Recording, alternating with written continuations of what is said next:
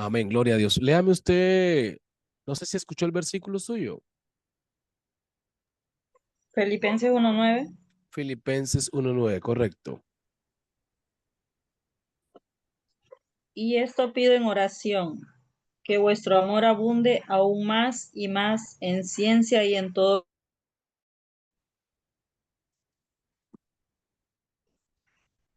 Amén. No sé si se le cortó la voz o fue acá donde mí. Bueno, y esto pido en oración. ¿Sí escuchan? Ahí sí le escucho, sí. Ajá. Que vuestro amor abunde aún más y más en ciencia y en todo conocimiento. Amén. Bueno, hoy vamos a mirar lo que son las cartas de Primera a Tesalonicenses, Segunda a Tesalonicenses y también vamos a mirar Colosenses. Ya vamos a poner aquí una pantalla, un flashcard para que puedan leer y así vamos desarrollando la temática de hoy.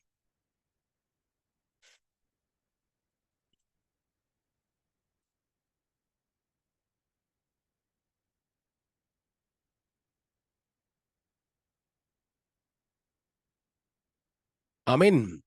Dice, no sé si alcanzan a ver ahí, pero dice, el estudio del Nuevo Testamento. O sea, estamos hablando del Nuevo Testamento y voy a parar acá mientras hablamos un poco. Mis amados hermanos, debe haber un propósito en el creyente cuando inicia un periodo de estudio de teología. Deben existir los propósitos específicos. Una ocasión, más bien digo, cuando uno se lanza a la conquista de algo o quiere lograr algo en la vida, debe existir una preparación previa. Si la persona quiere tener éxito en cierta cosa, debe existir una preparación previa. Alguien decía que si una persona adquiere riquezas sin conocimientos económicos o de economía, puede ser que esa riqueza se escume en poco tiempo o también de alguna manera esa riqueza le haga daño. Lo mismo es en el tema eclesiástico. En el tema eclesiástico, si un creyente o pastor, lo que sea líder, no está capacitado para desarrollar el talento que Dios le dio o el llamado que Dios le hizo, no podría ser tan efectivo. O sea, sí va a ser efectivo, pero no tan efectivo ni tener las destrezas posibles para la resolución de problemas en los que se dan dentro de la iglesia. Por eso el apóstol Pablo le dice a los colosenses, esto yo pido en oración, que tengáis amor por el conocimiento. Y yo creo que ese querer capacitarnos, querer llenarnos de un conocimiento, es principalmente para ayudar a otras personas, ayudarnos nosotros mismos, pero también nosotros transformarnos y superarnos. A veces estamos cargados de inseguridades en cuanto a la fe, inseguridad en cuanto a nosotros mismos, y el conocimiento nos va transformando y aún nos va acercando más a Dios. Ahora, hablando de Jesús, el, perdón, el método más efectivo para conocerlo a Él es su palabra. Entonces, qué bueno cuando un creyente como ustedes que están estudiando teología, ya empiezan a conocer la Biblia, porque muchos no la conocen. El Antiguo Testamento, el Nuevo Testamento. Ejemplo, pongamos un ejemplo, hermano Reinaldo. Si yo le hablo a usted, si usted ha leído Miqueas, todo el libro de Miqueas se lo ha leído alguna vez. La verdad, no. Ajá. Amén. Muchos no saben si ese libro existe en la Biblia, pero ahí está. Estamos haciendo esto porque, al igual que usted ya ha pasado, como decimos, la franja de las limitaciones. Otros en la iglesia están que apenas dicen soy salvo porque me bauticé, porque estoy en la iglesia pentecostal unida o la pentecostal senda antigua, en fin, soy salvo por ello. Pero si tuviera que explicar el porqué de su fe, allí es donde la persona se llena de rabia cuando una persona con conocimiento lo aborda y le dice, usted no sabe dónde está parado, le dicen. Y cuando usted pertenece a la doctrina de apóstoles y profetas, usted dice, usted es el que no sabe dónde está parado. Y empieza la pelea. Pero él está diciendo en el contexto de que no tiene el conocimiento para explicar su fe. Así hay muchos creyentes actualmente. Bien, hablemos, hermana Carolina, de Sofonías. ¿Se ha leído ese libro de Sofonías completamente? Pero mire que está en la Biblia.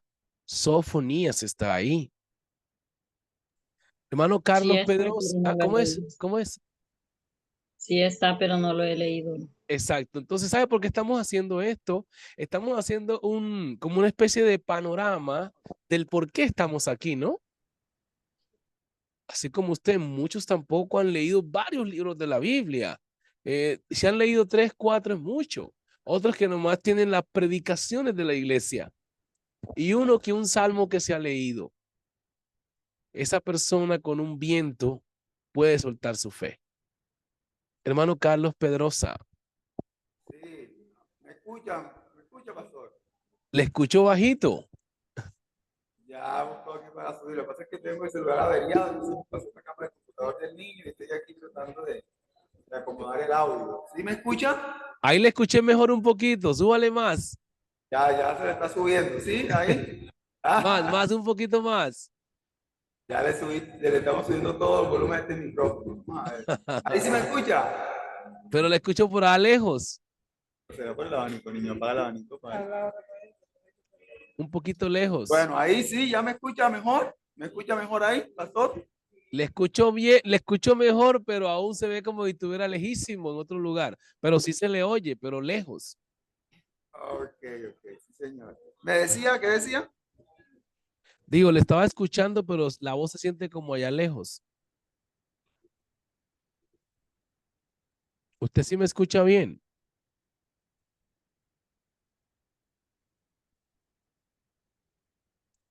Sí, se le fue la voz, no lo escucho ahora. Ajá, bien. Voy a seguir mientras el hermano Carlos arregla ahí el micrófono. Amén. Entonces, en este caso que estamos estudiando hermenéutica y hemos pasado a leer, a estudiar, no a leer, a estudiar los libros del Nuevo Testamento y hemos enfatizado al apóstol San Pablo que ha sido el hombre que más ha Ahora sí. instruido a la iglesia en cuanto al Nuevo Testamento se refiere. Y la mayoría de los libros de la Biblia son cartas del apóstol San Pablo en el Nuevo Testamento, en los 27 que existen. Hemos ya visto algunos y quiero que leamos este fragmento. Voy a ponerlo acá nuevamente.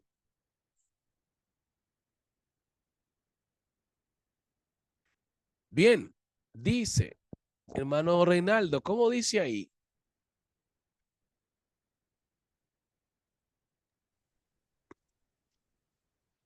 A ver, ¿Se alcanza a ver?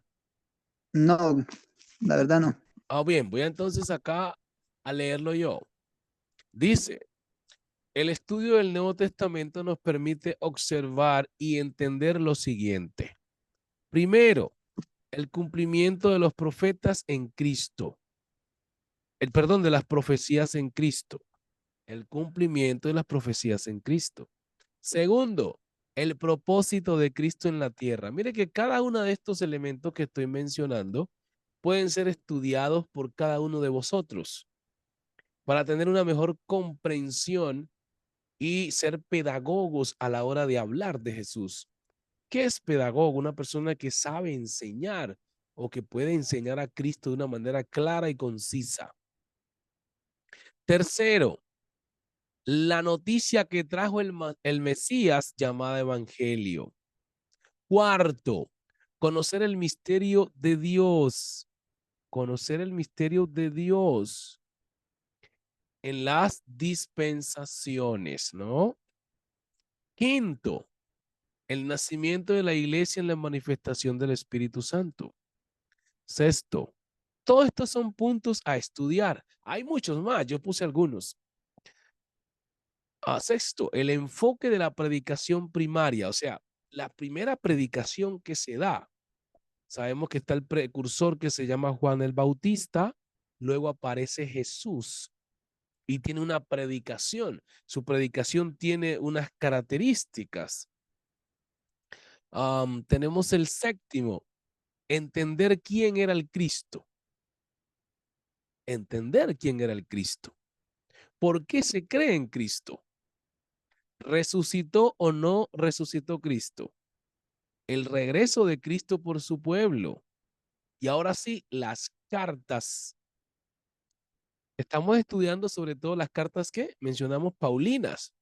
¿Por qué son tan fundamental estudiarlas? ¿Ok? Hermana Carolina, ayúdeme leyendo aquí. ¿Por qué son? ¿Está viendo bien? ¿Puede mirar? Sí, Bueno, ¿por qué son fundamental, no? Ya vimos que, las cartas. y aquí ya vimos, La carta a los romanos, primera a Corintios, Efesios, Filimón, carta pastoral. Hoy veremos primera de Tesalonicenses y la segunda, Primera A, primera a Tesalonicenses y la segunda a Tesalonicenses y Colosenses. Importancia del conocimiento de las cartas paulinas. amén. El versículo que usted leyó, que dice Filipenses, vuélvalo a leer, por favor.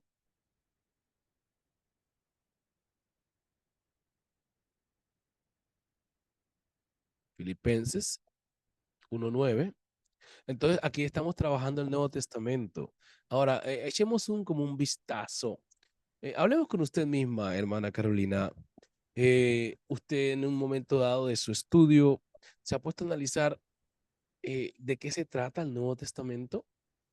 Si no lo ha visto, no hay problema porque hoy lo vamos a estar observando. Le ha puesto como un vistazo.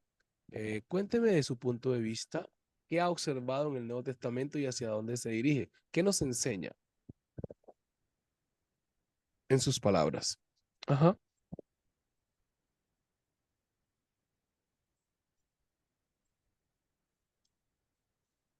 Sí.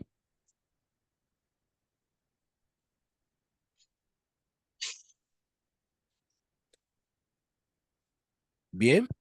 Mientras habla, vamos a escuchar a Carlos Pedrosa. ¿Escuchas ahora sí bien?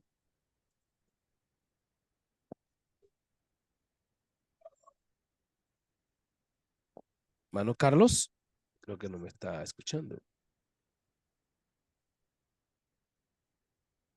Bien. Vamos a generar entonces un panorama.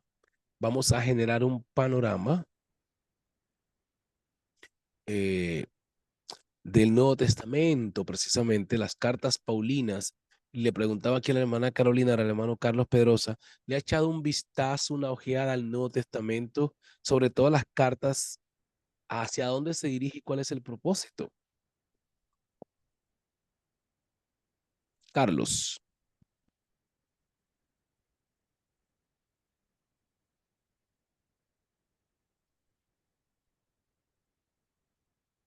hermano Carlos, como que tiene problemas con la señal porque no lo escucho.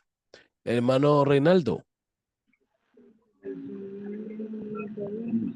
Ya.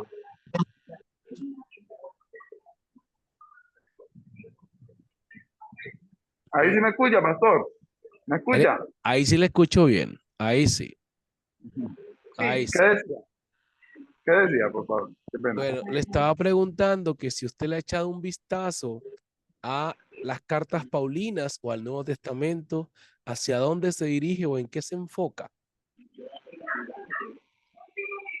Sí, sí, claro, claro que sí. He Ajá, leído acerca del Nuevo Testamento, he leído las cartas paulinas.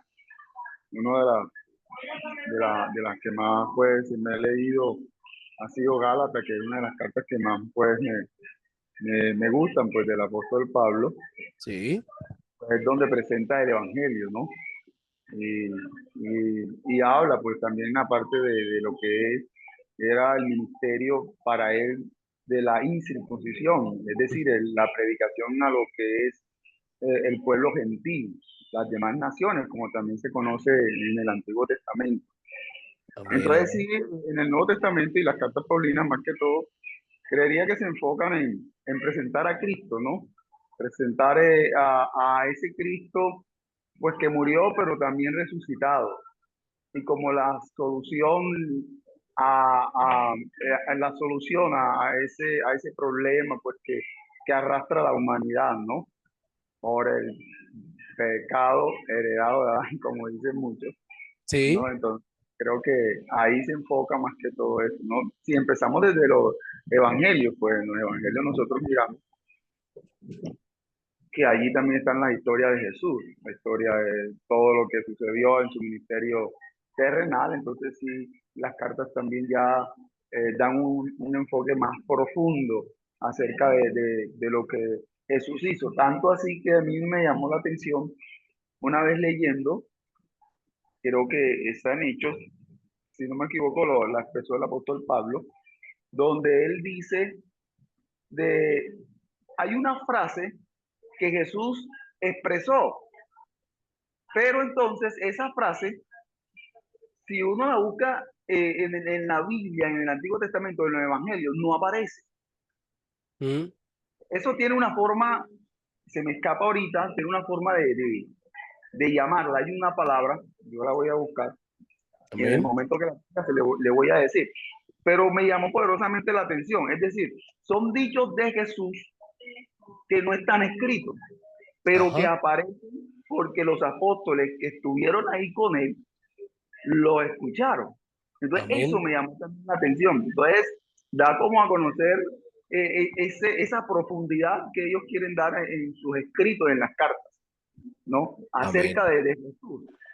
Tanto así que le dan a uno a conocer palabras que Jesús expresó, pero que no están escritas en los evangelios, ninguno de los 4 evangelios. amén, amén. Entonces, ahorita busco la frase y se la voy a decir. Está bien, siervo, amén. Muy bien, así es. Gloria a Dios. Eso es lo que se quiere, eso es lo que se desea, que el cristiano o el creyente, el estudiante, tenga hambre, ¿no? Por devorarse el Nuevo Testamento, pero primero sería muy bueno leer también el Antiguo Testamento. Eh, yo creo que observar las dispensaciones es bien importante porque en las dispensaciones viene trayendo a la persona un estudio organizado y es más práctico a la hora de hablar del Cristo. Pero bien, tenemos que ubicar en nuestra libreta un escenario para saber ubicar las temáticas en contexto. Vamos a poner nuevamente, gracias hermano Carlos por el aporte. Mi Vamos a pastor, si poner, quiere, sí, encontré la cita, ¿se la puedo dar? claro, claro que sí, menciónela. Hechos capítulo 20, versículo 35.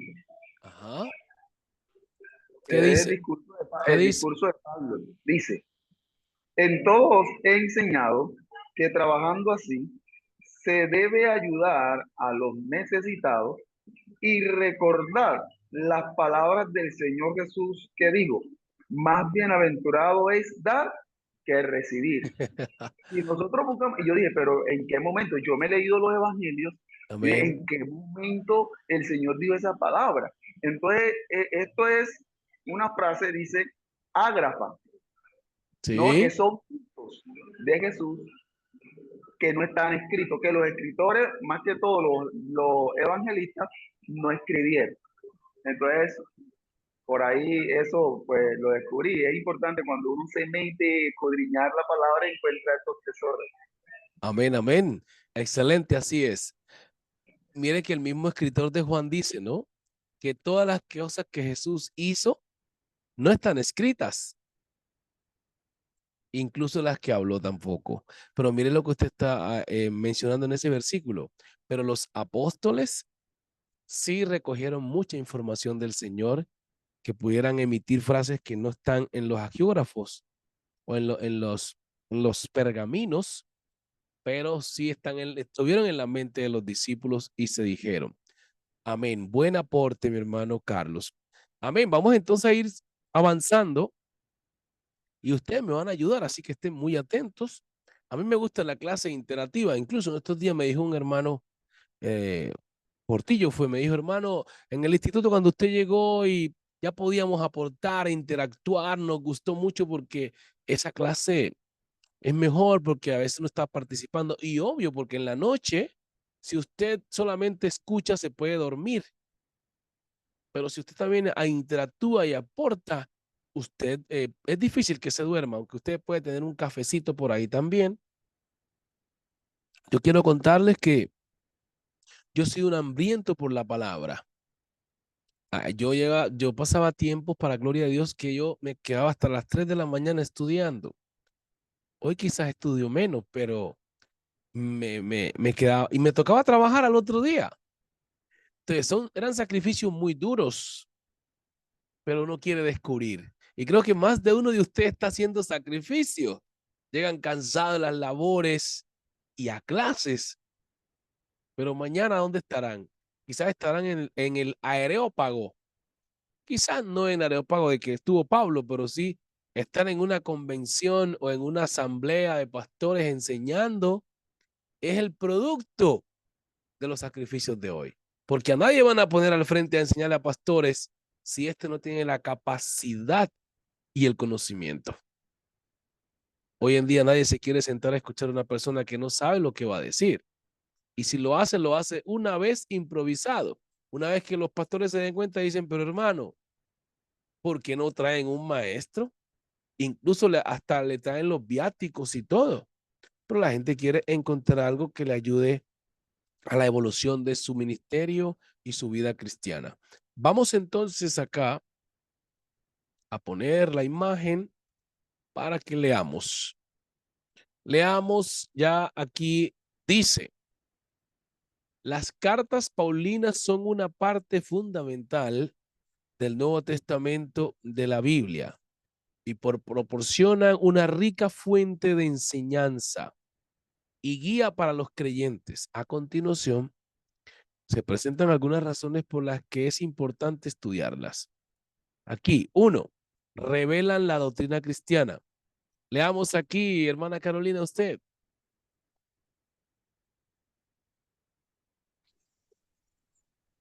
Las cartas paulinas Sí. Uh-huh. presentan una exposición clara y detallada de la doctrina cristiana, incluyendo temas como la salvación por fe, la justificación por gracia y la importancia de la fe en la vida cristiana. Ahí, paremos un momentito. Hermano Renato, ubíquese usted en Romanos 5:1.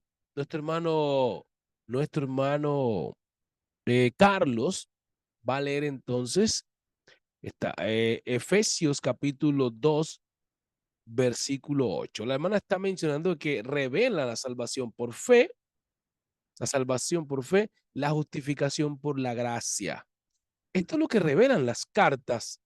Siga leyendo, mi hermana. Oh.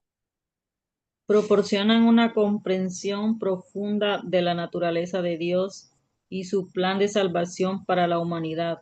Efesios 1:3. Usted va a leer ahí y nos empezamos a charlar ahora sí. Este panorama que estoy poniendo acá, ustedes lo van a tener. Este es el escrito de ustedes, el que les había prometido. Ahí están las cartas, la explicación detallada y didáctica de, me había demorado haciendo eso porque obviamente buscando la mejor manera sencilla, clara, pero contundente para el estudio de ustedes y poder profundizar en ella. Estamos observando las características de las cartas, los propósitos y lo que contiene. Miramos los elementos primarios que son salvación por fe, justificación por gracia. Cuando uno entiende esto, la fe le crece. ¿Cuál fue el versículo suyo, hermano Reinaldo? Romanos 5:1. Ahí. Y hermano Carlos Pedrosa. Efesios 2:8. Bien, léame Efesios 2:8. Porque por gracia sois salvos por medio de la fe, y esto no de vosotros, pues es don de Dios. Amén. O sea, mire mi hermano, cuando nosotros estudiamos bien la gracia Y yo acabo de hacer un estudio bien profundo y detallado de lo que son la dispensación de la ley. Es un documento, bueno, para los estudiantes del Instituto Bíblico en Teología, que creo que la mayoría de personas no tiene bien clara el propósito de la ley, ni las características de la ley, ni el tabernáculo y lo que había en el tabernáculo. Y se pierde una riqueza poderosa del Nuevo Testamento por no entender la ley. Cuando no se entiende la ley, no se entiende la fe por gracia. Hay gente que estando en la gracia no le crece la fe porque piensa en las obras de la ley. Mire lo que dice el texto. La salvación por medio de la fe es un regalo de Dios. Quiere decir, usted no se merece la salvación. Yo no me la merezco. Pero el Señor quiso darte ese regalo, no por nada que usted haya hecho. Nuestra justicia, escuche bien, no nos alcanza para ser salvo, incluso estando en el cristianismo. Usted puede preguntar si quiere. Si no está de acuerdo, me lo dice. Voy a repetirlo. Nuestra justicia no nos alcanza para ser salvo si no interviene la gracia de Dios. Sencillamente. Hay que estudiar la gracia en profundidad. Incluso nuestra santidad, dice la Biblia, se presenta como un trapo de inmundicia ante Dios. Por eso es que el Pablo dice, a los santificados en Cristo. O sea que la condenación no viene a nosotros muchas veces porque la justificación que Dios nos da por la fe. Leamos Romanos 5:1. Vamos entendiendo estos misterios que nos acercan a Dios y a su trono de gracia para hallar el oportuno socorro. Ajá.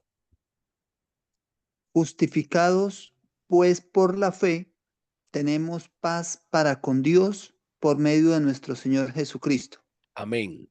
Mire, nadie, como repito, la ley lo que trajo fue el conocimiento del pecado. Nadie era pues justo. Dice el mismo Romanos, no había justo ni siquiera uno. Pero ¿cómo me puedo justificar si no soy capaz? Por medio de la fe, eres justificado por el proceso del evangelio. Aquí viene que hay que explicar también, porque no es solamente una expresión que justificados por la fe, pero ¿cómo se da ese proceso? Que aquí viene un proceso. Y eso lo predicará el hermano Carlos después a su congregación, el hermano Reinaldo en una prédica de la iglesia. Toca el tema, voy a hablar de la justificación por fe. Y empieza a desglosar la temática. Entonces la gente dice, vete, hermano, ¿dónde está estudiando? Porque a veces no se habla de esos temas con explicación detallada. Solamente se tira el versículo a la mesa. Pero si hiciéramos un estudio de qué es ser justificado por la fe, usted termina hablando en otras lenguas. Porque es algo poderosísimo. Vamos al versículo. También hablaba de que revelan las cartas el plan de Dios para con los humanos de cómo los salvaría. Leamos Efesios 1:3. Aquí la importancia de leer las cartas paulinas. Ajá. Bendito sea el Dios y Padre de nuestro Señor Jesucristo, que nos bendijo con toda bendición espiritual en los lugares celestiales en Cristo. Amén. Siga. Según nos escogió Él antes de la fundación del mundo, ¿Él o en él? en Él, Ajá. antes de la fundación del mundo, para que fuésemos santos y sin mancha delante de Él. Siga. En amor, habiéndonos predestinado para ser adoptados hijos suyos por medio de Jesucristo. Ahí. Sí. Gracias. Lo que hablábamos ahorita, el propósito de Cristo en la tierra, hay que entenderlo. ¿Por qué es que Cristo viene? Cristo viene a adoptarnos como sus hijos. ¿Por qué? Porque ya no éramos hijos del Señor a causa del pecado. Entonces el propósito del venir es adoptarnos y para ello tiene que hacer un proceso legal y el proceso notarial espiritual es por medio del evangelio. El evangelio trae todos los requisitos posibles para luego ser adoptados, ser hijos legítimos. Y eso creo que lo he explicado en alguna enseñanza. Bien, entonces esos son los propósitos de las cartas. Vamos a continuar. Estamos viendo por la palabra del Señor en este estudio por qué son importantes las cartas paulinas. Sigamos leyendo con usted, mi hermana Carolina. ¿Qué más ofrecen las cartas?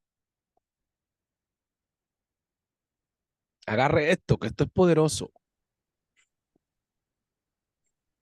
Las cartas paulinas ofrecen orientación práctica para vivir y una vida que agrade a Dios, Para vivir una incluyendo vida. consejos. Repítame ahí donde dice práctica. Práctica para vivir una vida que agrade a Dios, Ajá. incluyendo consejos sobre la moralidad, la ética y la relación con otras personas. Amén. Note que usted en las cartas va a ir encontrando, en cada carta va a encontrar instrucciones para todo el sistema social de las comunidades cristianas, en todos los aspectos de su vida ética. Vamos a seguir leyendo.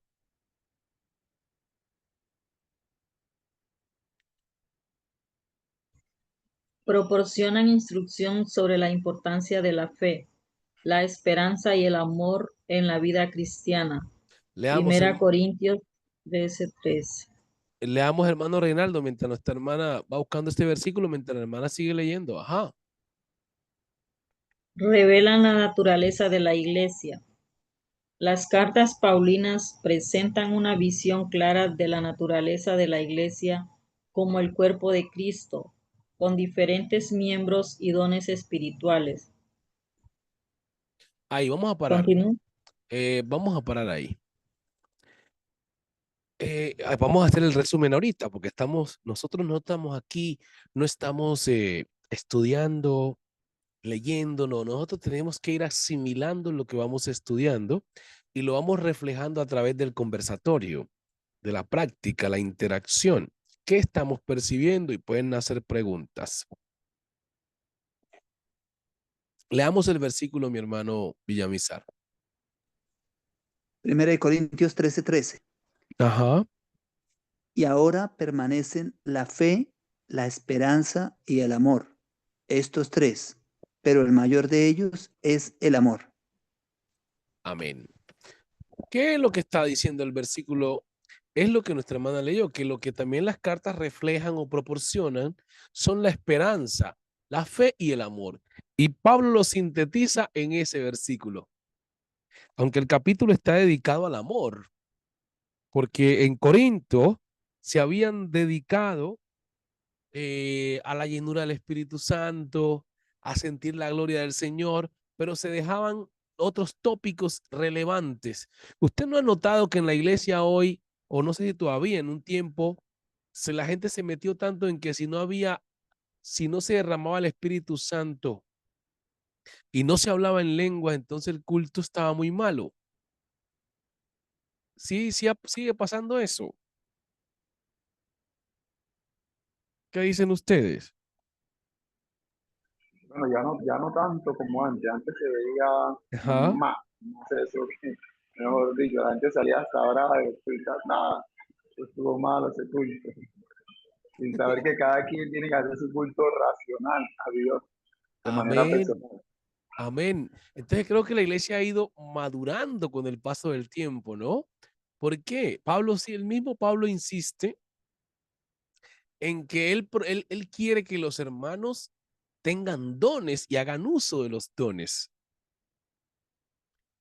Y que no solamente se enfoquen en hablar en lengua, en saltar, dice, no impidan el hablar en lengua, que hablen en lengua, pero también procuren los dones, dice él. Y enseña una serie de instrucciones también que se necesitan en el culto, el orden del culto, etcétera. Y el amor, que es lo más relevante. Entonces estamos viendo más o menos los propósitos y características de las cartas paulinas. Vamos a continuar, que ya vamos a entrar ya en detalles a deshojar las cartas como tal, una por una. Estamos viendo esta introducción que nos genera un panorama comprensible de los propósitos, conceptos y características de las cartas paulinas en el contexto del Nuevo Testamento. Voy a poner nuevamente la imagen y seguimos leyendo, que también dice, proporcionan consuelo y ánimo. Las cartas paulinas ofrecen consuelo y ánimo a los creyentes que enfrentan ¿qué? Dificultades y persecuciones. Lo vemos en Romanos 8, 28 al 37. Nos muestran una visión eterna y una perspectiva celestial que ayuda a los creyentes a mantener la esperanza y la confianza en Dios. 2 Corintios 5, 1 al 4. Vamos aquí a charlar. Mi hermano Carlos, en breves palabras, quiero preguntarle, si hacemos un estudio, sea a nivel pastoral o de creyentes, ¿qué tanto conocimiento tienen los creyentes de hoy, o no de hoy, sino los que tienen años en la iglesia, de esto que estamos hablando? Estamos viendo como los propósitos, objetivos de las cartas. ¿Será que si hay un conocimiento claro y concreto de esto que estamos mencionando acerca de las cartas paulinas? ¿Qué piensa usted? Bueno, doctor, gracias por la participación. Creería que eso es relativo. Ajá. ¿Por qué relativo? Porque es mi concepto personal y mi perspectiva, ¿no? De este punto, ya que lo he analizado. Y Sí, más que todo, analizándolo por la vivencia del ser, de la persona como tal. amén, Porque no me explico, no encuentro una explicación para un creyente que tenga 30 años, 35 años, ujú, hasta 40 y 20 años, 25 años en la vida cristiana y la verdad que sus acciones muestran como que una persona inmadura amén, en lo que amén. es el ámbito espiritual, ¿no? Sí, Porque yo señor, creo, pastor Maximiliano y compañeros, no el hecho de que por la gracia de Dios soy pastor, no lo digo ahora por eso, amén, porque creo que de ser pastor apenas son 5 años que voy a tener, pero llevo una vida de cristiano, de ser cristiano, ¿no? 23 años por la gracia de Dios. gloria a Entonces yo digo, Dios. antes de ser pastor, yo soy cristiano. Sí, señor, Escuché enseñanzas de pastores, hombres muy usados por Dios, maestros que me enseñaron. O sea, yo absorbí esa información, amén, la apliqué a mi vida y es el resultado de aquí, la perseverancia, el conocimiento, las ganas de seguir, ¿qué? De seguir empapándome más con las cosas del Señor, queriendo más y más adquirir conocimiento, porque creería que esto lo ayuda a uno a seguir manteniéndose en Dios, porque créame, en el transcurso de la vida cristiana, 23 años, he tenido dificultades impresionantes, pero nunca he pensado retroceder, amén, porque sé que la Biblia dice que los que retroceden, dice el Señor, no agradará mi alma. Y dice, no somos llamados para retroceder. No somos de los que retroceden para perdición, sino de los que tienen fe para preservación del alma.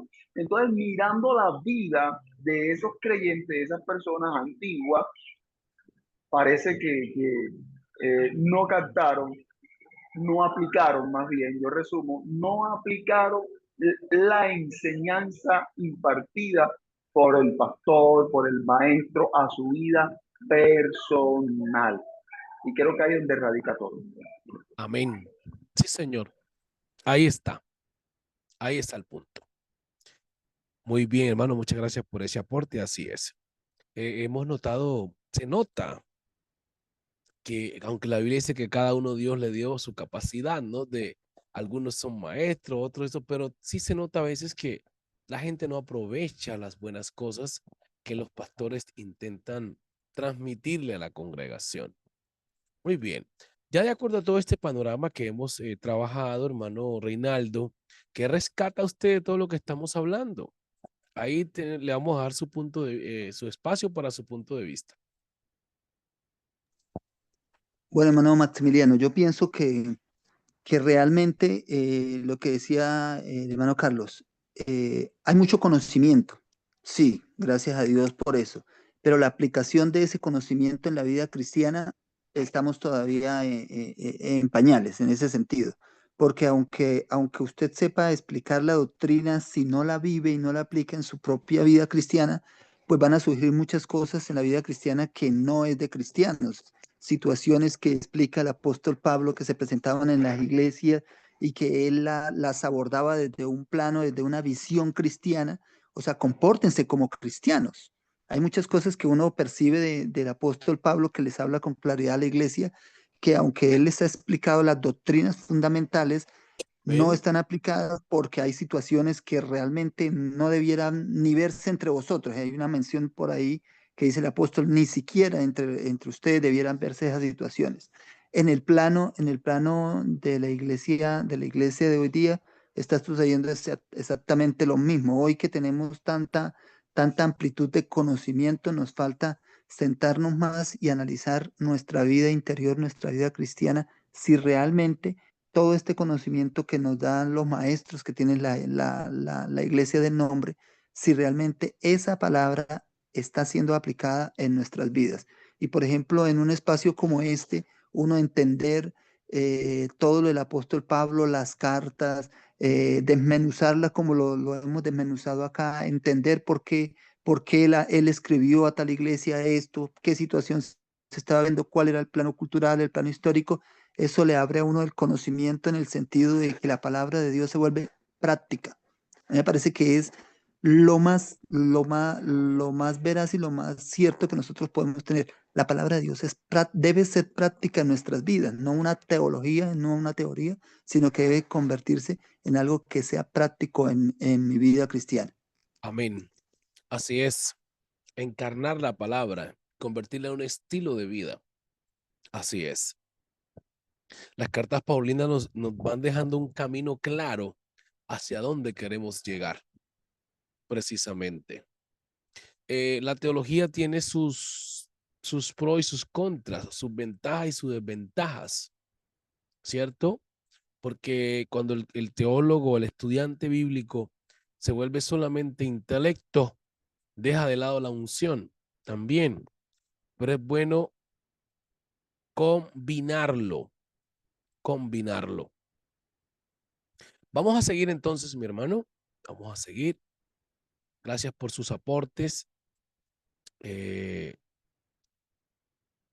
Vamos acá a poner, porque ya vamos a entrar precisamente a la parte de la carta, cada una de las cartas, pero queríamos que observáramos esta intro y aquí estamos llegando a los versos. Vamos a saltar este verso porque no lo conocemos, ¿no? Que Pablo habla de que nadie nos separará del amor de Cristo, ni lo alto ni lo profundo. Es ya la aplicación de los consejos que hay en la Biblia a la vida cristiana en diferentes situaciones. Hay muchísima información de la Biblia para nuestra vida, para permanecer firmes en cualquier tipo de situaciones. Eso es lo que genera en un creyente la madurez. Es la madurez. Bien. Segunda Corintios 5, 1 al 4. Esto genera lo que es confianza y esperanza, este versículo. Vamos a leerlo, hermano Carlos. Segunda Corintios 5, 1 al 4. Aquí están los puntos relevantes de la teología como aporte a la comprensión de la fe. Las cartas paulinas han tenido un impacto significativo en la teología cristiana y han influido en la comprensión de la doctrina cristiana a lo largo de la historia. Las cartas a los tesalonicenses, la primera, la que vamos a empezar ya a observar, pero leamos este versículo 5:14 de 2 Corintios. 5:14 o 5 del 1 al 4. Ajá. 5:1 al 4. Porque sabemos que si nuestra morada terrestre, este tabernáculo, se deshiciera, tenemos de Dios un edificio, una casa no hecha de manos, eterna en los cielos. Y por esto también gemimos, deseando ser revestidos de aquella nuestra habitación celestial, pues así seremos hallados vestidos y no desnudos. Porque asimismo los que estamos en este tabernáculo gemimos con angustia, porque no quisiéramos ser desnudados, sino revestidos, para que lo mortal sea absorbido por la vida. Amén. ¿Qué entiende usted de ese pasaje? ¿Qué es lo que quiere decirnos Pablo con esta perspectiva del versículo? Bueno, ahí Hermano. muestra, hay un cuadro que yo puedo ver ahí, es que mientras estemos en este cuerpo, ¿no? Al tabernáculo que él se refiere ahí es el cuerpo nuestro, ¿no? El cuerpo humano, el cuerpo, la carne como tal. Sí, Mientras señor. estemos en este cuerpo, en este tabernáculo, vamos a tener sufrimiento, van a haber padecimiento. Y por eso es que hay que anhelar ese vestido celestial al cual habla él, que es estar en la eternidad con el Señor. Es lo que puedo entender en este cuadro. Amén, amén. Sí, señor.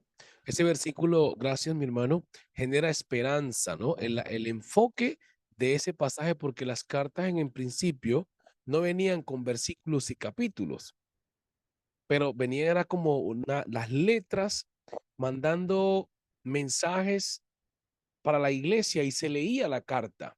En el culto se leía la carta y pues eso alentaba a los creyentes. Obviamente con el paso del tiempo, pues ya con la llegada de la imprenta y todo esto, pues se vinieron haciendo modificaciones y trabajos muy, pero muy relevantes que ayudan hoy a la comprensión mejor de la escritura. Y aquí encontramos estos versículos que apuntan a generar esperanza en el creyente. ¿Por qué? Porque un creyente que espera una restauración del cuerpo mortal a la transformación de uno inmortal, eso genera un impacto de esperanza y alegría. Por eso Pablo dice, si realmente Cristo no ha resucitado y nosotros no vamos a resucitar, nuestra fe es vana y la predicación mucho menos.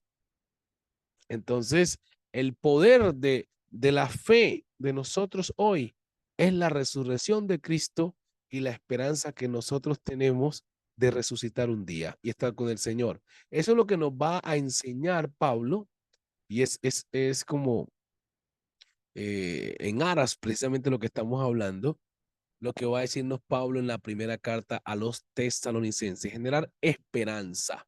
Y vamos allá.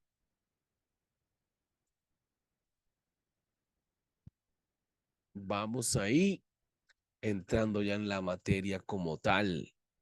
La carta primera a los tesalonicenses. Hermano Caro, ¿usted alcanza a ver para leer también o no? Señor, Hermano Reinaldo, ¿usted se acuerda que usted nos habló, creo que fue usted, de los emperadores romanos? ¿Fue usted? Que mandamos a Sí, señor. investigar. Bien, el emperador Nerón.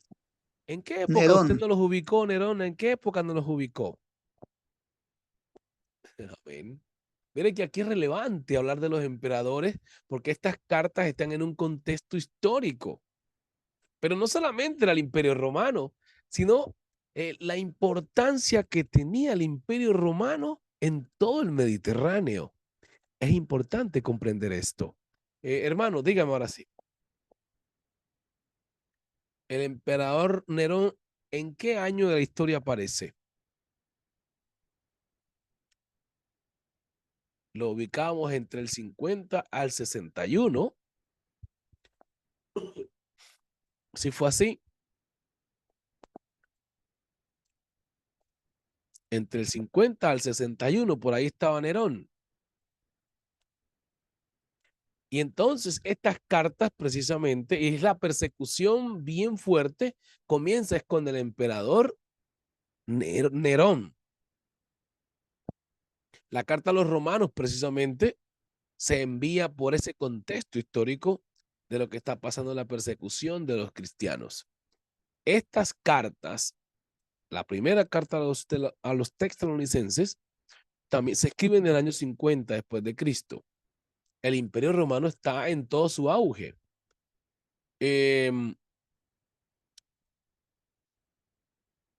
vemos el contexto histórico, es que la ciudad de Tesalónica, creo que se me apagó la cámara, tengo un problema con la cámara ahí. Dice, la ciudad de Tesalónica era una ciudad importante en la provincia romana de Macedonia, en el norte de Grecia. Yo quiero que ustedes hagan hincapié aquí, porque uno a veces no pone atención al contexto geográfico y es bien importante. La ciudad de Tesalónica vino a ser provincia romana, ¿por qué? Por las conquistas del Imperio Romano al Imperio Griego y al Mediterráneo. Entonces, vamos a poner un ejemplo. Vamos a poner un ejemplo. Resulta que si usted es un conquistador, hermano Carlos, hermana Carolina, Reinaldo, al usted, por ejemplo, conquistar, digamos que usted conquista Colombia, Chile y Venezuela, incluso Panamá, pero ya Panamá hace parte de Centroamérica, pero Panamá hacía parte de Colombia. Bien. El conquistador es el hermano Carlos, la hermana Carolina o puede ser el hermano Reinaldo. ¿Qué es lo que va a hacer el hermano o alguno de ustedes?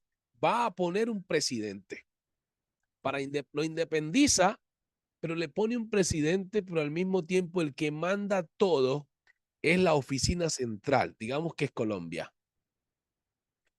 Así es que podemos entender por qué Tesalónica, siendo griega, estaba dominada o era dirigida por el Imperio Romano, que fueron conquistados. Esta ciudad se convirtió en una ciudad importantísima para el comercio, tanto así que los gobernadores romanos vivían en esta ciudad. Por ejemplo, hablemos de Colombia, Medellín, no sé si Cali, Bogotá, la gente quisiera estar en esas ciudades, Cartagena, algo así, Cartagena, que es una ciudad que bastante se menciona, y así entre otras importantes. Miremos a Tesalónica como una ciudad igual así. Vamos entonces a mirar esto para tener un panorama del contexto histórico. Hechos 17:1, Pablo fundó esta iglesia durante su segundo viaje misionero. Hechos 17:1 al 9. Hermana Carolina, ¿usted me está escuchando? Carolina Blandón. Sí, señor. ¿Puede leerme aquí, es tan amable, el versículo de Hechos 17:1 al 9? Ok. Entonces, estamos observando que Pablo funda esta iglesia en su segundo viaje misionero, no es en el primero, en el segundo. Pablo hizo más o menos 3 viajes misioneros. Estaba observando que eh, estudiar lo que es un misionero nos pone a pensar mucho. Los misioneros fundaban la iglesia y se iban para otro lugar, pero tenían la carga de que esa iglesia permaneciera firme. Pero al misionero salir, entran otros predicadores o incluso de la misma iglesia salen herejías. Ahora vamos a entender los pasajes de las cartas que tiene Tesalonicenses. Leamos, mi hermana. Pasando por Anfípolis y Apolonia, llegaron a Tesalónica, donde había una sinagoga de los judíos. Y Pablo, como acostumbraba, fue a ellos y por 3 días de reposo discutió con ellos, declarando y exponiendo por medio de las Escrituras que era necesario que el Cristo padeciese y resucitase de los muertos, y que Jesús, a quien yo os anuncio, decía él, es el Cristo. Y algunos de ellos creyeron y se juntaron con Pablo y con Silas. Y de los griegos piadosos, gran número y mujeres nobles no pocas. Entonces los judíos que no creían, teniendo celos, tomaron consigo a algunos ociosos, hombres malos, y juntando una turba, alborotaron la ciudad y asaltando la casa de Jackson, procuraban sacarlos al pueblo, pero Amén. no hallándolos. ¿Continúo? Dejémoslo ahí por el tiempo. Gracias. Estamos observando, y yo creo que, no sé si ustedes le están sacando la sustancia al estudio, pero lo que vamos ubicando son los cuadros. Tenemos el cuadro sinóptico de lo que son el Nuevo Testamento, y alrededor del Nuevo Testamento tenemos un misionero. Este misionero es Pablo. Pablo que va a abrir obras en el Mediterráneo, pero hay un imperio que lo domina. Todo ese Mediterráneo es el imperio romano. Y allí hay provincias. Ahora, cuando los emperadores permitían que las gentes de las diferentes culturas desarrollaran su religión, óigase bien, desarrollaran su cultura. Para el tema de los griegos, saben que tenían muchos dioses y la filosofía. Para el tema de los griegos. Y los tesalonicenses son griegos. Por eso es que los romanos tienen mucho de la cultura griega. Primero porque los conquistan. Y segundo, porque les toca administrar esas provincias. Y aquí tenemos a quién, a los tesalonicenses. Pablo llega a predicar aquí y se va a encontrar con quiénes, con los filósofos, pero en cada una de estas regiones o lugares o ciudades habían también sinagogas de quién, de los judíos. Hagamos de cuenta hoy, si ustedes notan, en el siglo XV se da el protestantismo, ¿cierto? Pero está la reforma y está la contrarreforma. Hay que estudiarla. Empiezan los protestantes a enviar misioneros y la iglesia católica también. ¿Se dan cuenta? Entonces tú te vas a encontrar en América a sinagogas, por así decirlo, católicas, pero también un misionero predicando que la doctrina apostólica o protestante, como le llamen. Esto para entender el porqué de la sinagoga. Entonces, siempre va a haber una discrepancia en que acá es mejor o acá tenemos la verdad, y por eso estos se enojan con Pablo y que alborotan la ciudad, porque la gente se está convirtiendo al mensaje de Pablo, que es distinto. Pablo no tiene sinagoga, no está organizado como una estructura eclesiástica formada, pero tiene algo que es un mensaje poderoso del cielo. Y la gente está cambiando de vida. La gente se enoja porque dice, ¿cómo es que este hombre aparece y está haciendo temblar la ciudad? Ese es el poder del evangelio. Entonces, aquí en las cartas, esa iglesia se funda ahí, precisamente con la predicación de Pablo y Silas. Vamos a seguir observando. Esta es la carta a los tesalonicenses. Estamos viendo su origen y fundación. Vamos a ir mirando los elementos de la carta. Bien. Propósito de la carta, hermana Carolina. Propósito de la carta. Pablo escribió la carta para animar a los creyentes en Tesalónica a perseverar en la fe a pesar de las dificultades y para aclarar algunas dudas sobre la segunda venida de Cristo. Queda en dos, queda en dos No, etapas perdón. Aquí me equivoqué. Era así. Que se da en dos etapas. Ajá. se da en dos etapas el arrepentimiento y la otra No, la del juicio, lea de nuevo. El arrebatamiento será.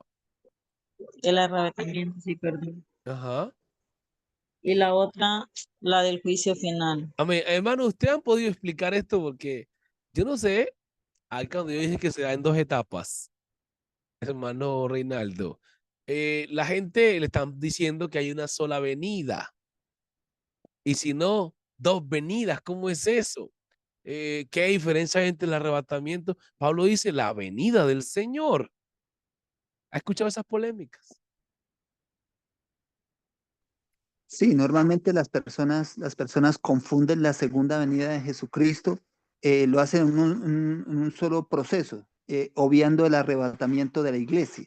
que antecede lógicamente a la segunda venida y luego viene la gran tribulación. Amén, amén. Exacto, sí, señor. No saber clasificar bien esto pudiera generar un problema doctrinal increíble. Por eso Pablo dice, Pedro que dice, los cuales los indoctos, Pablo nos ha dicho esto en sus muchas cartas, hablando de la venida, dice, lo cual los indoctos tuercen las escrituras. Indocto es una persona que no tiene ese conocimiento amplio de escatología, que habla de los acontecimientos futuros y la restauración de Israel y el retorno de Cristo por su iglesia. Son etapas que se van dando este proceso salvífico del Señor. Entonces los tesalonicenses es la carta que nos puede enseñar o orientar acerca de esto, de nuestra salvación en cuanto al arrebatamiento. Muy bien, aquí, por ejemplo, hermana Carolina. Aclarar dudas sobre la segunda venida de Cristo y la resurrección de los muertos. Proporcionar instrucciones sobre la vida cristiana y la satisfacción. La Santificación. santificación. Amén. Perdón. Lenguaje. La carta fue escrita en griego, koine, la lengua franca del Mediterráneo en ese momento. Puntos relevantes. La carta enfatiza la importancia de la fe, la esperanza y el amor en la vida cristiana. Primera Tesalonicenses 1:3. Hermano Carlos va a leer ese versículo. Ajá. Pablo explica que la segunda venida de Cristo es un evento futuro que traerá juicio y salvación para los creyentes. Primera Amén. Tesalonicenses 4. Vamos a dejar ahí porque el tiempo se nos va, hermana, gracias. El tiempo se nos va y no alcanzaré a explicar casi todo, porque faltan otra segunda carta y la tercera. Bien, vamos a leer el versículo que nuestra hermana le dijo al hermano y también vamos a leer Tesalonicenses capítulo 4, 16 al 4, sí, 16. 4, 13 al 16, más bien digo. La hermana Carolina va a leer Corintios 15, verso 48 al 51. Hermano, empecemos, hermano Carlos Pedrosa. La carta está, obviamente, animando e incluso hubieron herejías filosóficas en la iglesia. Por lo tanto, Pablo exhorta a la iglesia a enfatizar en la creencia apostólica. Bien, leamos estos versículos, hermano Carlos Pedrosa. Primera Tesalonicenses 1:3 dice así. 4, Primera, sí, 1, 3. acordándonos sin cesar delante del Dios y Padre nuestro de la obra de vuestra fe, del trabajo de vuestro amor y de vuestra constancia en la esperanza en nuestro Señor Jesucristo. Amén. Entonces estamos observando en esta carta el mensaje de Pablo es motivar a los hermanos que sigan esperando. Ahora uno dice, pero ¿por qué? Por lo que estamos hablando. Sí había persecución en esas épocas, e incluso ser cristiano no era tan fácil en la época. Entonces las palabras de Pablo llegaban como un refrigerio a los cristianos y que si morían, obviamente tenían la esperanza de resurrección. Vamos a leer ahora Corintios 15, 48 al 51. Hermano, al hermano Reinaldo le tocó Tesalonicenses 4, 13 al 16, pero leamos primeramente Corintios. Primera de Corintios. Sí, 4, 15, 15, 48 al 51. Amén. ¿Cuál el terrenal? Tales también los terrenales, y cuál el celestial, tales también los celestiales. Así como hemos traído la imagen del terrenal, traeremos también la imagen del celestial. Pero esto digo, hermanos, que la carne y la sangre no pueden heredar el reino de Dios, ni la corrupción hereda la incorrupción. He aquí os digo un misterio. No todos dormiremos, pero todos seremos transformados. ¿Hasta el 51? 51, Hasta el 51. sí, Ahí fue. Ok, hasta ahí. no todos dormiremos, pero todos seremos transformados. Lea el 52. En un momento, en un abrir y cerrar los ojos, abrir y cerrar de ojos, a la final trompeta, porque se tocará la trompeta y los muertos serán resucitados incorruptibles y nosotros seremos transformados. Amén. Aquí Pablo nos está dejando un cuadro bien explicado y nos pinta bien de que los que estamos en el Señor cuando resucitemos, dice que resucitaremos en un cuerpo glorioso. ¿Por qué? Porque el cuerpo corrupto no puede heredar el reino de Dios. Y luego dice que los que estén vivos, él creía que estaría vivo para el día del arrebatamiento, pero no fue así. Seremos transformados. Lo corruptible se viste de incorrupción. Entonces, la carta de la primera carta a Tesalonicenses va a enseñarnos esas cosas. La confianza en que Cristo viene por nosotros y que si hemos muerto, vamos a resucitar. Hermano Reinaldo, Primera de Tesalonicenses 4:13. al 16. Tampoco queremos, hermanos, que ignoréis acerca de los que duermen, para que no os entristezcáis como los otros que no tienen esperanza. Porque si creemos que Jesús murió y resucitó, así también traerá Dios con Jesús a los que durmieron en él. Por lo cual os decimos esto en palabra del Señor, que nosotros que vivimos, que habremos quedado hasta la venida del Señor, no precederemos a los que durmieron, porque el Señor mismo, con voz de mando, con voz de arcángel y con trompeta de Dios, descenderá del cielo, y los muertos en Cristo resucitarán primero. Amén. Si notan, es casi el mismo mensaje que le da a los Corintios. Entonces, los mensajes de Pablo van enfatizados en la esperanza, en creer, en tener fe y perseverar en la doctrina y de una vida agradable a Dios para poder encontrarse con el Señor. Entonces, ese es el énfasis de las cartas. Y ustedes se preguntarán, porque vamos a adelantarnos. ¿Y la segunda carta de qué habla? Similarmente. Pero también va a hablar de unas advertencias y vamos a observar unos versículos. Va a hablar de unas advertencias a la iglesia porque se estaban infiltrando doctrinas o herejías dentro de la misma iglesia de conceptos gnósticos y también a conceptos místicos, el sincretismo también, mezclando cristianismo con misticismo. Es un sincretismo. Mezclando cristianismo con sincretismo, perdón, con misticismo, se crea un sincretismo. Y pasa, hoy también puede pasar. Hay gente que dice que va a meditar en el yoga, es que en el yoga va a ponerse a meditar en el nombre del Señor. Pero eso es un misticismo de China, ¿me entiendes? Y está mezclándolo con el cristianismo. Y entre otras cosas más que pasan. Algunos predicadores actuales también están creando sincretismo, que meten discotecas en la iglesia, ¿no? Que pueden tomar cierto licor, solamente que no se pueden emborrachar, que pueden celebrar ciertas fiestas, como el mundo también las celebra. Y para ellos es normal. Eso es pagano y lo están convirtiendo en cristianismo. Se llama sincretismo.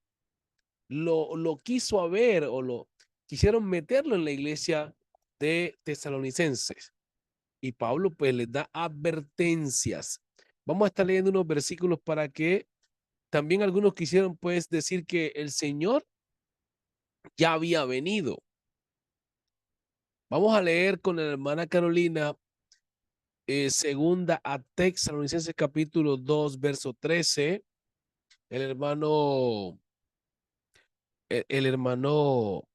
Reinaldo, segunda 3, versículo 6.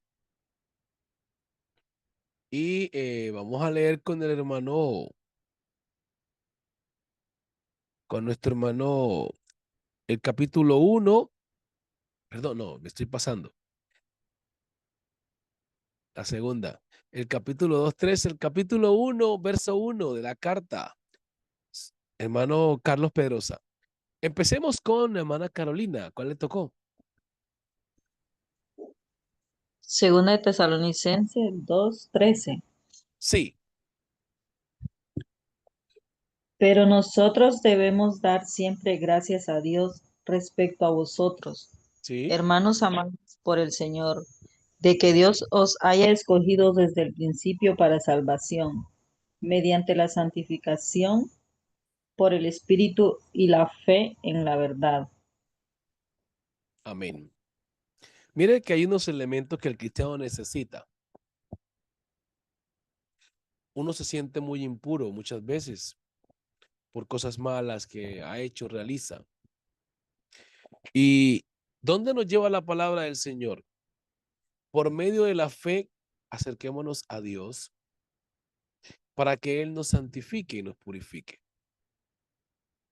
Y desde ese momento, permanecer en la esperanza y en la fe, en un ejercicio de una constancia de obediencia, esperar en el Señor. Es lo que resta la carta del apóstol Pablo. Ahora, si lee el capítulo 2, 1, va a encontrar que habían personas trayendo cartas a la iglesia como si fuera Pablo que las enviara. Lea el capítulo 2, verso 1 usted misma.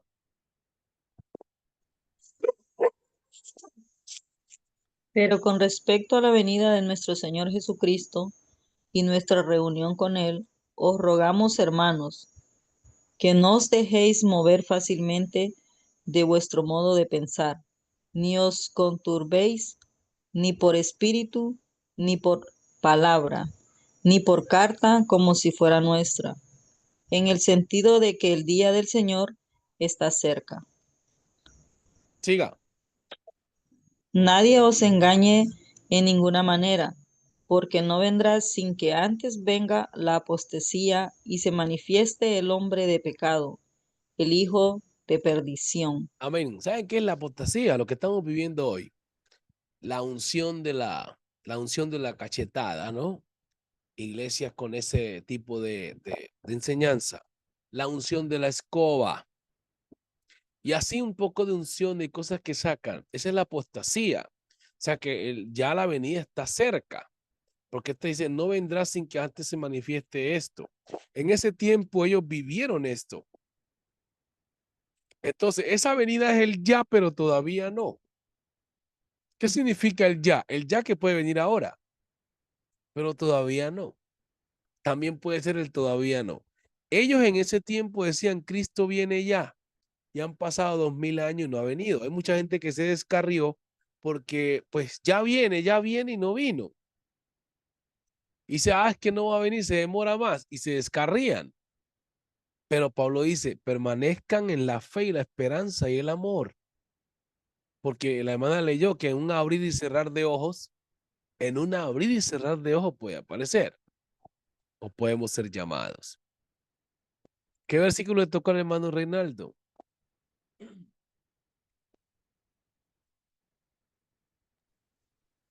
Segunda de Tesalonicenses 3:6 Ajá, dice, pero os ordenamos, hermanos, en el nombre de nuestro Señor Jesucristo, que amén, os apartéis de todo hermano que ande desordenadamente y no según la enseñanza que recibisteis de nosotros. amén. ¿Qué le da a entender usted ahí? Que dentro de la misma iglesia habían hermanos enseñando ¿qué? Otra cosa. Pablo era muy fuerte, ¿sabe? Estos que usted encuentra aquí en el contexto histórico eran personas que estaban metiendo el sincretismo. Gente que estaba trayendo filosofía extraña y creencias griegas como los dioses del Olimpo, creyendo en esos dioses y trayendo prácticas de los estoicos y los epicúreos. Entonces Pablo ataca este tipo de información y dice que nadie se mueva de lo que ellos ya han enseñado. Que no vayan a mezclar, a combinar esas creencias paganas con la fe. Entonces la carta tiene unas advertencias muy fuertes con respecto a la doctrina y el comportamiento de cada cristiano. Vamos a ir ya terminando y vamos a los Colosenses. Los Colosenses. A ver, hagamos un hincapié mientras tanto. Usted tómese 2 minutitos rapidito. Vamos a ver, 1, 2, sí, 3 minutos. Hermano, tómese 3 minutos, estírese, tómese un café, porque ya vamos a ver la carta a Colosenses. Tengo la información más detallada en el documento. Ustedes lo van a tener para que lo sigan profundizando. Así que tómese 3 minutos, se estira, toma un cafecito y vuelve. Hemos mencionado y hemos mencionado con relación al tema de la apostasía, estas falsas doctrinas de lo que usted mencionaba de la unción, todo eso que ha surgido con las mega iglesias y todos esos profetas que se proclaman autoprofetas y pastores. Sí, Yo señor. quiero preguntar, el tema de la apostasía, porque Pablo menciona, las cartas de Pablo son escritas a las iglesias, menciona el tema de la apostasía. La apostasía en término explícito habla es de que la apostasía consiste en alguien que conociendo la verdad se aparta de ella. ¿Es correcto? Sí, pero tiene una connotación amplia. Tiene Sí, una señor. connotación amplia. ¿En qué sentido? La apostasía dentro del contexto de los apóstoles eran personas que estaban dentro de la misma iglesia, pero traían creencias de afuera, ¿no? Y las querían aplicar nuevamente a la iglesia. Al corregirlos, que no enseñaran eso dentro de las iglesias, llegaban hasta convertirse en enemigos del apóstol Pablo o a querer desviar a los hermanos, digamos, de lo que ya Pablo había enseñado. Y empezaban a escribir cartas con nuevas creencias o nuevas instrucciones. Por ejemplo, los gnósticos que no creían en la manifestación de Dios en carne. No creían. Otros sincretistas decían que el Señor ya había venido. Por eso el capítulo 2 dice, no os dejéis mover de vuestro modo de pensar con carta como si fuera nuestra, ¿no? Ahora, vamos a ampliar. También tiene que ver con una persona que, teniendo el conocimiento de la doctrina, se separa de ella por no aceptar un error doctrinal, puede ser, o porque unos reglamentos que a veces hay en la iglesia, ¿no? Y la persona pues no los acepta, dice que es de hombre y se va. Y monta su iglesia.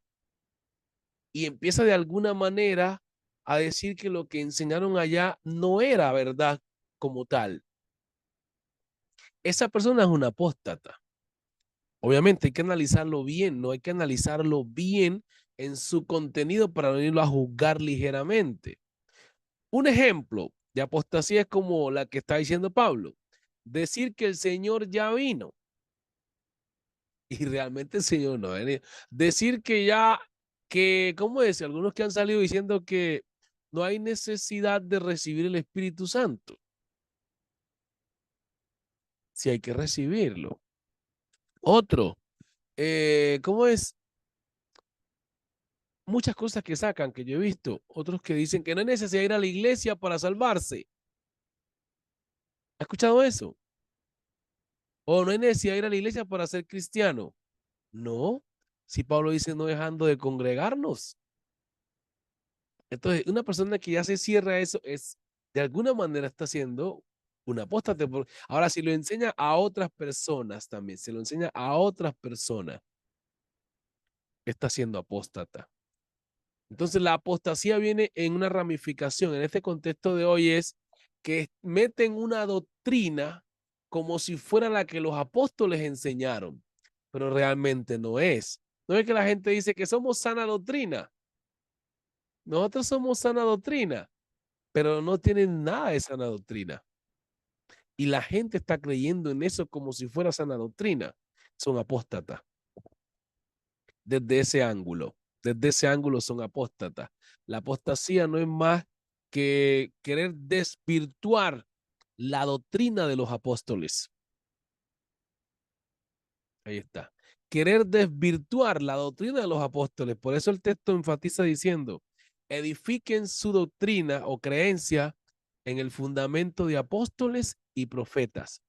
Habría que empaparse de qué es lo que enseñaron los apóstoles y profetas. Ajá. No sé si estamos claros hasta ahí, hermano Reinaldo. Sí, sí, señor, sí, sí, Amén. entiendo que tiene diferentes ramificaciones en Sí. ese sentido. Tengo otra inquietud, hermano, y Ajá. pues sencilla, simple, pero que a mí me causa como un no sé qué, no sé dónde.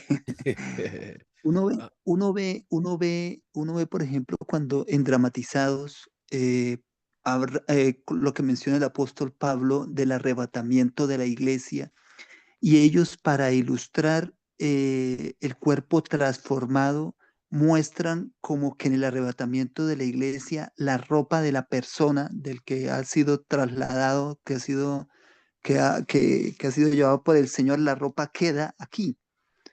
No sé hasta dónde eso es bíblico, ujú. es conveniente, no sé, no le encuentro como el término para señalar que tenga una base bíblica, por decirlo de alguna manera.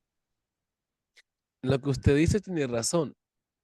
Lo que se están creando son hipótesis de eso, porque tenemos muchos elementos en la Biblia de que, por ejemplo, en el día que Elías fue arrebatado, el manto se queda con un propósito. Pero cuando Enoc desaparece, no aparece ni la ropa. ¿Sí ha leído eso? Cuando Enoc desaparece, la ropa no aparece. Ahora, cuando Elías sube, el manto queda, pero el manto hay que revisar qué tipo de manto. No está diciendo que era el vestido de Elías, porque él tenía un manto que golpeó las aguas. Entonces, no fue la ropa de Elías, fue el manto, que es otra cosa. Ahora bien, en el tema de que ponen ese dramatizado, eso es un producto pues de la imaginación, ¿no? Que la gente se imagina que la ropa va a quedar, no tiene sustento bíblico, como dice el hermano, como dice usted, mi hermano Reinaldo. No hay un sustento bíblico que patentice que realmente va a ser así. Es una hipótesis, una intuición, porque el Señor puede hacer desaparecer hasta la ropa. Sí, todo. Entonces, frente a eso, como decía un gran teólogo, hago silencio. Lo único que sé es que vamos a ser arrebatados. Ajá. Amén. Vamos con las otras preguntas aquí, ya que aprovechemos, hermano Carlos, Carolina, porque las preguntas son buenas, porque ahí vamos ampliando y aprendemos todos.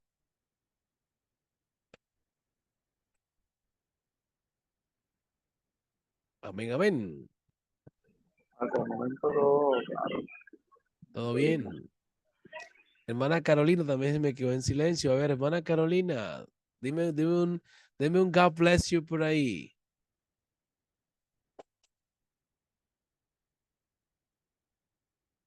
Ana Carolina, no sé si esté ahí en línea, creo que está ahí o no. Oiga, usted me debe una pregunta que yo no las llegué a hacer, pero no hay tiempo para ello. En la próxima clase se Ok, las voy a ok, preguntar. Ahí las tengo, no se me ha olvidado. ok, mi hermano, amén, amén. La próxima vamos a desglosar. Vamos aquí a terminar ya con la carta a los Colosenses. Voy a compartir. Pero la lectora no sé si está ahí en línea porque oh, hermana Carolina no me está No, escuchando no para está. que vamos a leer. Cualquiera de ustedes puede leer entonces. Bien. Vamos acá a poner aquí ya. Vamos a los Colosenses. Aquí estamos ya. Hermano Carlos, ¿usted no alcanza a ver, cierto? ¿O sí? Señor. Tú me decías que no veía bien. ¿Y el hermano Reinaldo ya puede ver? Si se le dificulta, yo leo. Sí, no alcanzo a ver. Ok, bien, vamos a la carta entonces de los Colosenses. Dice aquí, en este escrito que tengo acá, la carta a los Colosenses es un libro del Nuevo Testamento de la Biblia que se cree que fue escrito por el apóstol Pablo. O sea, sí fue escrito por el apóstol Pablo alrededor del año 61. Y aquí, pues obviamente todavía teníamos al emperador Nerón. Esta carta se dirige a la iglesia en Colosa, una ciudad en la región de Frigia, en el centro de Asia Menor. Mire que Asia es una ciudad, es un continente. Hay mucho paganismo por ahí. Ahora es actual Turquía. Aquí Pablo está llegando ya con el evangelio a los colosenses y son asiáticos. También tenemos, había mucha influencia asiática de los efesios también, para que vayamos notando. Vamos al contexto histórico. Obviamente la iglesia fue fundada por Epafras, un discípulo de Pablo, durante su ministerio en Éfeso. Hechos 19:10. Vamos a estar leyendo, hermano Reinaldo, Hechos 19:10. Sin embargo, la iglesia estaba siendo influenciada por algunas enseñanzas falsas que enfatizaban la importancia de la filosofía y la tradición humana sobre la suficiencia de Cristo. Es decir, ellos ponían la filosofía por encima de la manifestación de Cristo. Y aquí obviamente vamos a ir observando los capítulos donde Pablo empieza a atacar estas falsas enseñanzas. La carta se escribió para corregir obviamente estas enseñanzas falsas y enfatizar en la supremacía de Cristo sobre todas las cosas. Y empieza atacando. Animar a los creyentes a crecer en la fe y el conocimiento de Cristo. Si usted nota, aquí es donde Pablo dice, no necesitamos conocer bien la naturaleza de Cristo, su propósito, para que puedan blindarse, prepararse frente a estas enseñanzas falsas. Colosenses 1:9 con el hermano Carlos Pedrosa. Leamos estos versos.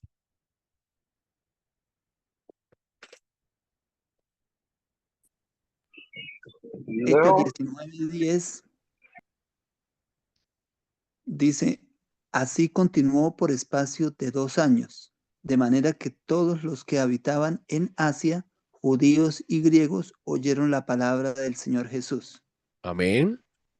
Vamos al otro versículo, hermano Carlos.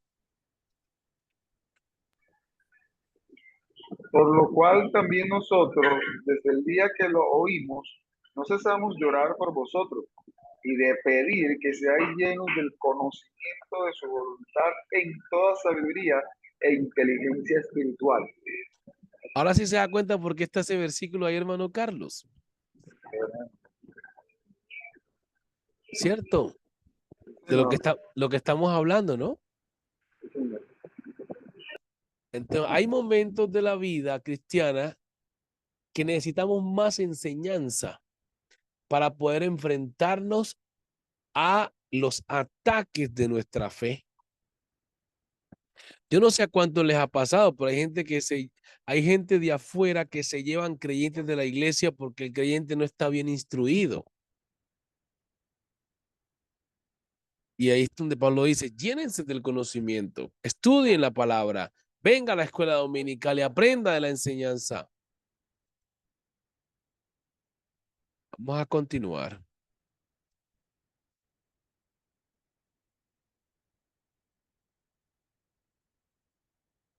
Puntos relevantes Puntos relevantes, la carta enfatiza la deidad y supremacía de Cristo en su papel como creador y redentor del universo. Mira, aquí están las funciones del Cristo.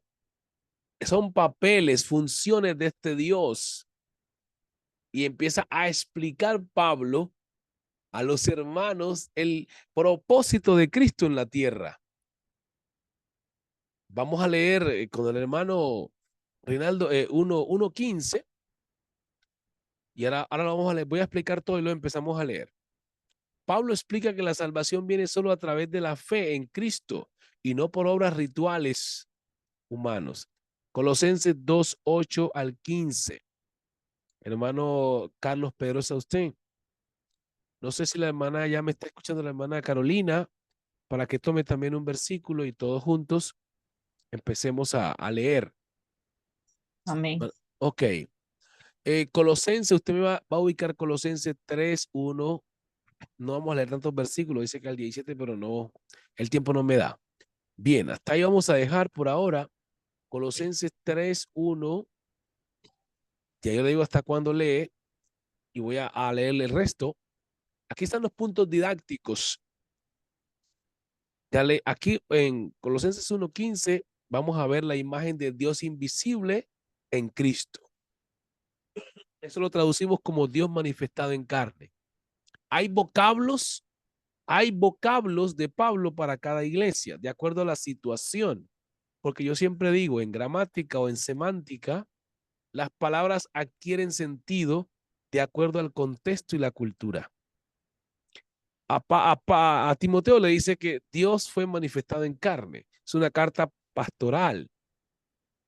Pero aquí a los hermanos que están siendo atacados por la filosofía, les habla de manera filosófica, ¿sí ven?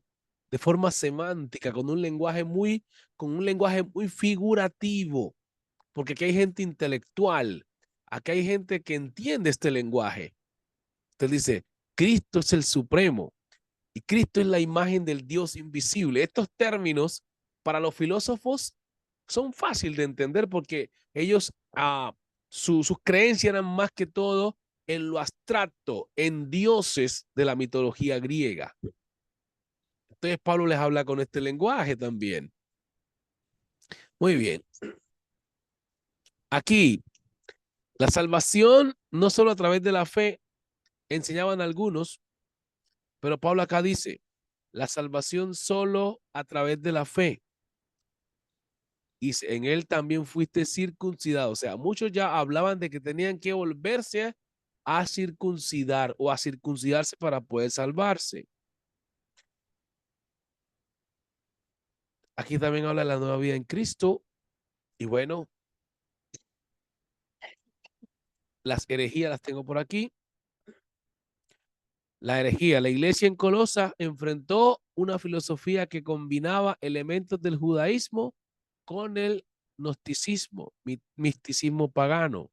Esta filosofía se conoce como la herejía de Colosas, el sincretismo y así sucesivamente, el ascetismo. Bien, vamos a cerrar. Leamos los versos. El primero, hermano Rinaldo. Colosenses 1:15. Amén. Él es la imagen del Dios invisible, el Siga. primogénito de toda creación.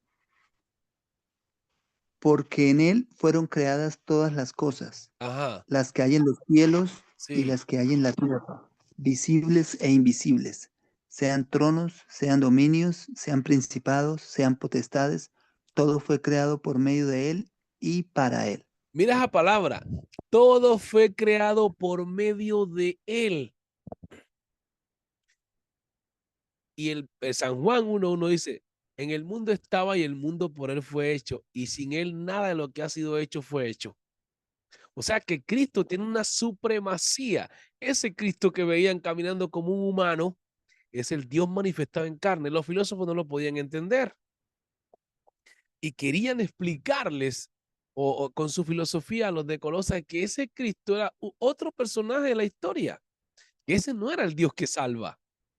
Entonces Pablo les empieza a explicar de manera académica y filosófica también. Ustedes recuerdan que incluso aquí está lo que es en la doctrina judía, metiéndose a los mismos hermanos de Colosa diciendo que tienen que circuncidarse, que tienen que observar las lunas nuevas y los sacrificios. Y Pablo dice, nadie os juzgue en esa misma carta, que nadie os juzgue en comida o en bebida. Le hago, hermano Carlos Pedrosa ahora.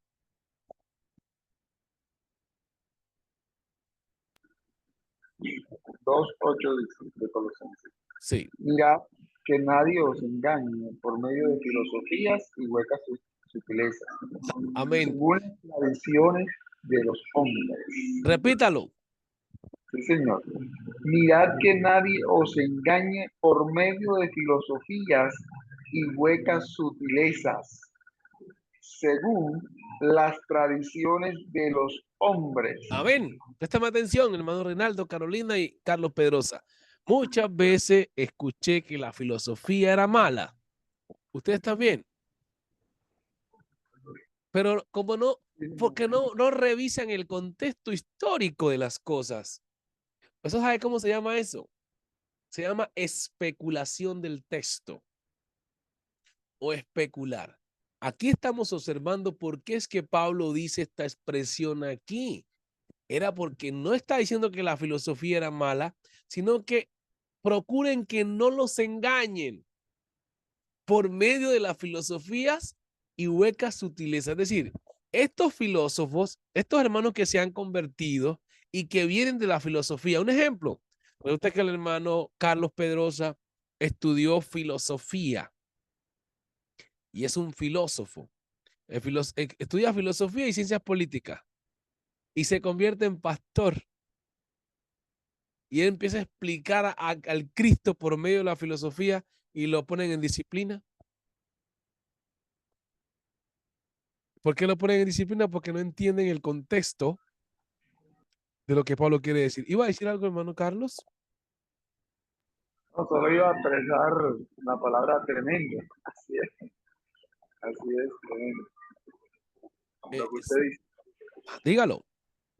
No, digo, solo iban a expresar eso, ¿no? Es decir, tremendo, claro, lo que usted está disertando. Amén. Cuando no se Entonces, tiene el conocimiento, y más que todo, no se ubica el contexto de lo que se expresa. no ve que hay muchos predicadores que dicen, hermano, esos hermanos que vienen con su filosofía. Es que la filosofía no es mala. Lo que Pablo está diciendo es que ustedes están trayendo una interpretación equivocada del Cristo por esa filosofía hueca. O sea, esa filosofía de usted no tiene fondo, no tiene coherencia. Pero la filosofía sí tenía coherencia porque muchos de los filósofos estoicos oyeron a Pablo en el Areópago y se convirtieron. ¿Han leído eso? Le dijeron, Pablo, lo que tú nos estás hablando necesitamos que nos lo digas en el Areópago. Y se fueron para allá. Y ahora sí, Pablo, ten la palabra. Un filósofo escucha. Quiere saber si tus argumentos son verdaderos o no. Y dice que muchos de los filósofos estoicos y epicúreos se convirtieron. Ahora estos mismos creyentes, obviamente, después también empiezan a razonar mucho. Es que la filosofía tiene un problema, que la filosofía no cree en verdades absolutas. ¿Sabían eso? La filosofía no cree en verdades absolutas, sino que todo tiene una posibilidad de razonamiento. ¿En qué sentido? El hermano Reinaldo, dentro de su filosofía, tiene la razón. El hermano Carlos, dentro de su filosofía, tiene la razón. La hermana Carolina también. Y yo también. Entonces, el contexto filosófico es que el argumento más poderoso o más sólido, esa es la verdad. Pero una verdad que queda en cuestión todavía. ¿Se acuerdan por qué le dijeron a Pablo, ya te oiremos después? O sea, nos has hablado muy bonito, tiene coherencia, pero esto hay que seguirlo, ¿qué? Estudiando. Pero ese día mucha gente creyó. Entonces, concluimos, es que la filosofía no es que fuera mala, sino que estaban metiendo tradiciones humanas y la ponían bien bonita y hermosa, que los hermanos la estaban creyendo y querían practicar lo que ellos decían. Entonces Pablo dice, no, no, no, no. Repita el versículo de nuevo, hermano Carlos. Ajá, Mirad que nadie os engañe por sí. medio de filosofías y huecas sutilezas, según las tradiciones de los hombres, conforme a los rudimentos del mundo, Ajá. y no según Cristo. ¿Se dan cuenta? Entonces, la filosofía podían usarla, pero que el eje central de su argumento fuera el Cristo. El Cristo. Ese fuera el eje central. Entonces, el otro verso, hermano Villamizar. Ya leímos ¿quién fue? La hermana Carolina que leía el otro versículo, pero se desconectó. No sé cuál era. El capítulo 3, Era, versículo 1. era el 3:1 de Colosense. Si lo tienen por ahí, lo pueden leer. Si pues habéis resucitado con Cristo, buscad las cosas de arriba, donde está Cristo sentado a la diestra de Dios. Poned la mira en las cosas de arriba, no en las de la tierra, porque habéis muerto y vuestra vida está escondida con Cristo en Dios. Cuando Cristo, vuestra vida, se manifieste, entonces vosotros también seréis manifestados con Él en gloria.